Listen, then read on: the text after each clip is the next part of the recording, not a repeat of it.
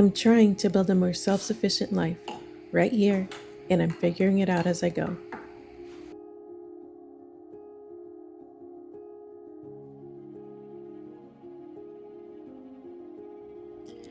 I keep calling this gardening, but that's not all what this is about, because what I'm working on is a way of living.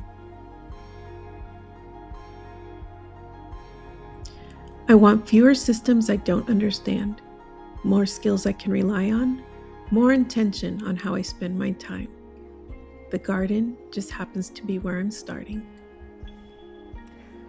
The why of this journey has two different parts.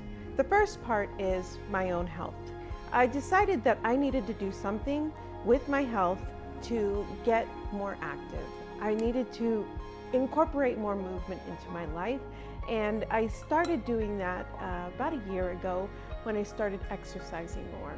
And I started to watch a lot of videos on YouTube on fitness and health content.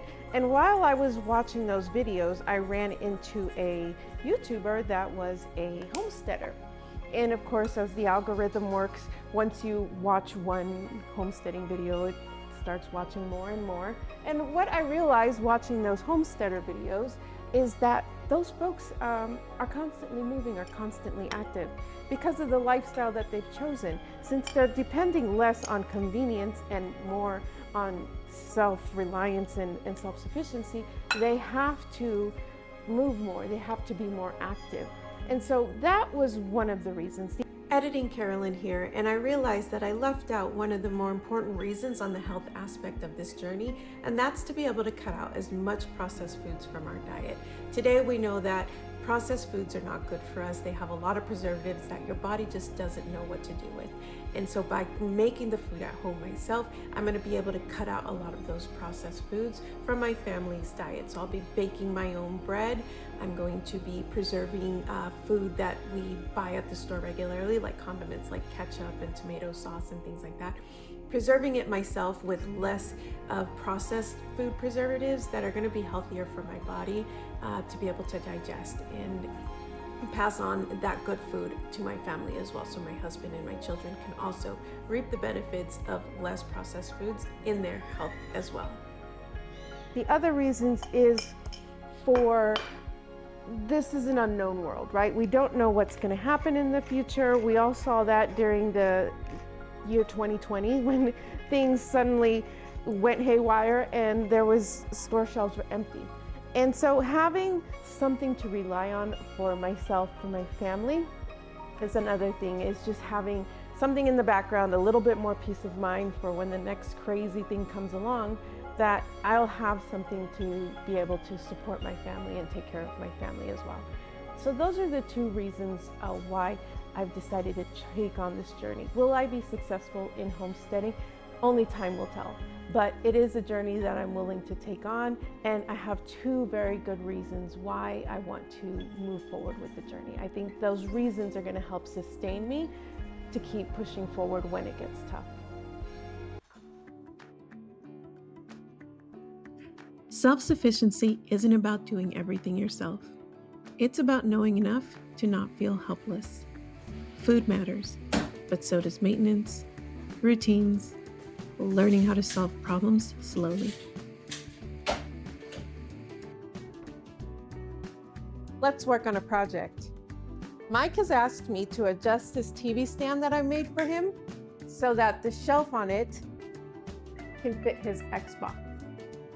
So I'm going to bring down the shelf because he's added some accessories to his Xbox, and now the accessories have made it taller than it can fit on the shelf.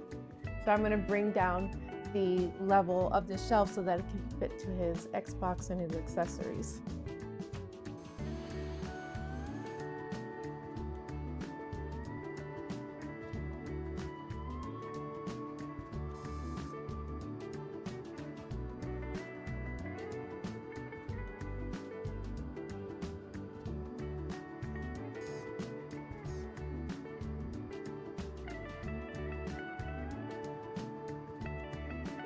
To make sure I build the shelf the right size, I'm going to measure this Xbox And I need my readers on because I cannot see up close anymore. I want to make sure I do it right. And so I want to make sure I give it enough space. So here, this Xbox is about 15 inches high. And Michael says there's an extra stand here that goes on the top. Not a stand, but I guess an extra accessory. That's another 3 inches. So I need to make the shelf 18 inches or give enough width for 18 inches from the shelf to the top so that the Xbox and its accessories can fit. Whoops. I think the easiest way to do this is going to be to measure from the inside, from the top, and bring it down the 18 inches. And then I'll just give it an extra ½ inch to make sure that we have some wiggle room to move around, or maybe just an extra full inch. Again with the readers, because I cannot see.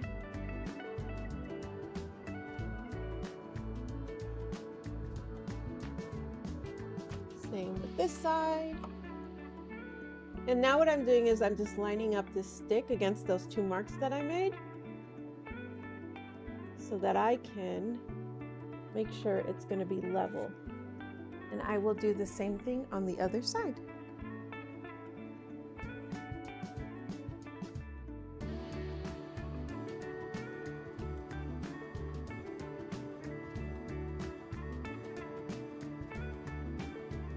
I'm bringing you in closer so I can show you what I've done. I have measured my 19 inches from the base of my stand down to the bottom, and I measured it on the outside legs here, but then I realized that my shelf is actually on the inside leg here, and so I have to measure really the inside legs, not the outside legs. I mean, I can guess it, just give it like roughly where I think it should be, and then I can level it, and then I can screw in the wood that way, but it's more risky that way, and I might not have a level shelf, and I want to make sure that I have a level shelf. I switched tactics a little bit and decided to go ahead and measure the outside of the legs, the inches up that I needed the shelf to go, to see if that would help me make sure that I have level shelves on both sides.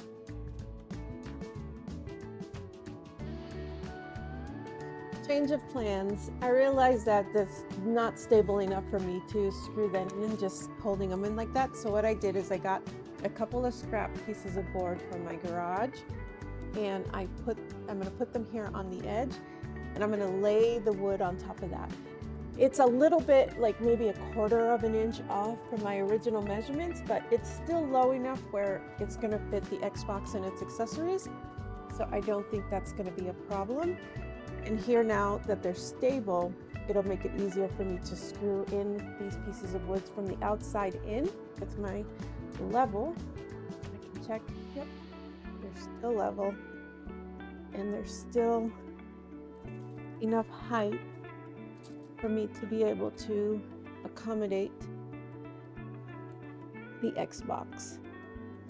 There's this saying in woodworking, measure twice, cut once. Well, I'm going to measure twice before I drill anything in, just to make sure that I'm giving the Xbox enough space, clearance for all that it needs. So I'm just going to lay that there and slide in my Xbox real quick, Mike's Xbox. Make sure that it has, oh yeah, that's more than enough clearance. You can't see it under, but it does have extra clearance, so let me just bring it closer. So from the front, while it looks like it's a tight squeeze, if we look under, you can see that it's got more than enough clearance under there to be able to handle any extra accessories that Mike needs to put on top of the Xbox.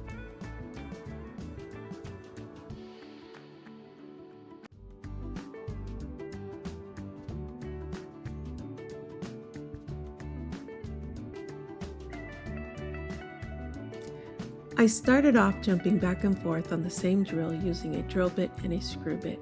I eventually got the impact driver for the screw bit to save me time from having to switch between the two pieces.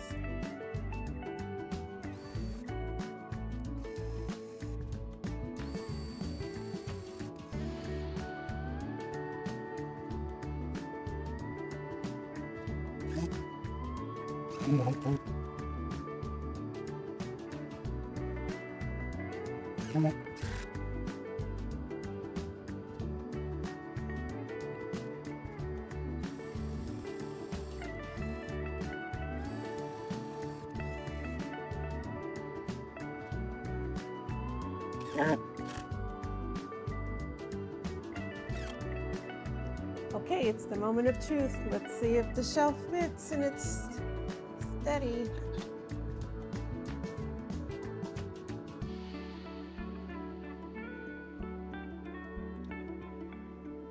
Yay!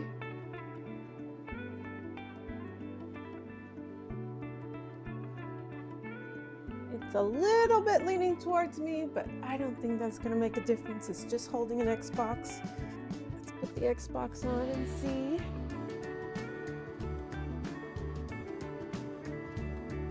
Got the clearance it needs. I think Mike's gonna be happy. Okay, let me point out the obvious. This is clearly not a work of art. This is just a very rudimentary table that was made, not even table, just like stand for Mike to be able to set the TV on and his electronics for playing, for his gaming. It's not meant to be, this work of art. As I get better with woodworking, as I get, more comfortable with power tools, I do hope that the things that I create do become a little bit more beautiful, a little bit more aesthetic.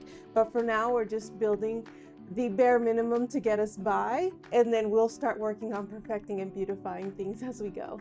But I'm happy with what I did. It works for now. The part I don't talk about much is how unclear this all feels. There's no checklist, no finish line, just a lot of small choices that don't look impressive on camera.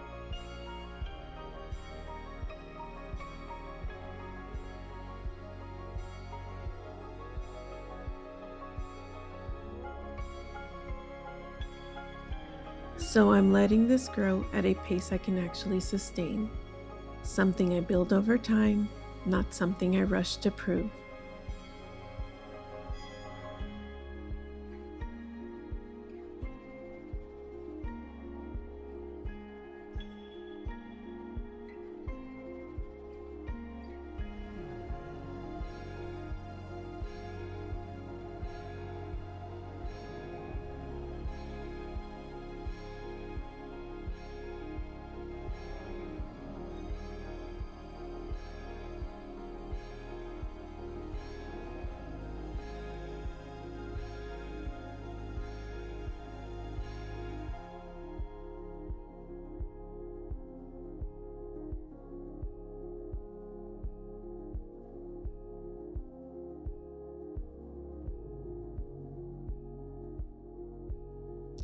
If you're trying to build a more capable life, even in small, imperfect ways, you're in the right place.